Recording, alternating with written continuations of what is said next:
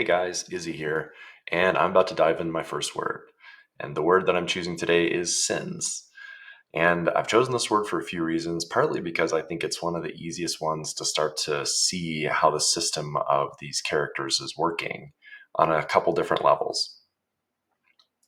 Also, it's a scary kind of word. It's a word that was introduced to me, at least when I was a kid. This idea that you can sin and then you can have multiple sins, and that's bad. Um, and so that's kind of why this word stands out to me. When I look at the word, and I encourage you to just look at it, one of the things that really stands out to me is these two S's on either side. Now, initially, I don't know if that means anything to you, but to me, it kind of looks like they're snakes.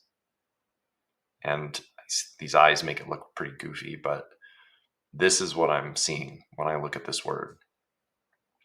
And this really makes me think about the duality of words, the fact that words can be said or they can be done.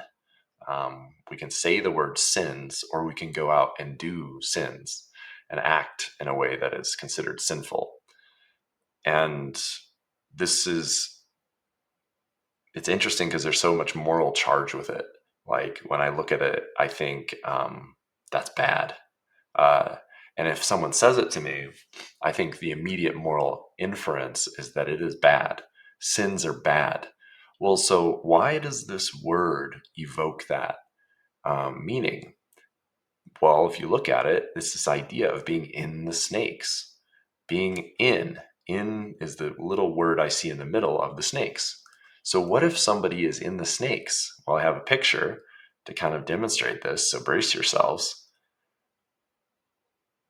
Ugh. Can you imagine being this guy? Like, look at the snakes all around him and look at them. They all look like little S's. They're all scampering away, slithering away, snakes sliding on the ground. All of that representing the S and him just on his haunches. I'm going to show you another one. This one scared me. You see again this snake coming at me, slithering towards me on the surface of the water. It's so interesting that this S shape is visible in the snakes and it's representative in this word. And then here's a whole bunch of snakes. Oh, imagine being in the snakes. And I hope none of you have nightmares about this, although I've already had nightmares about this. So bring it on, whatever.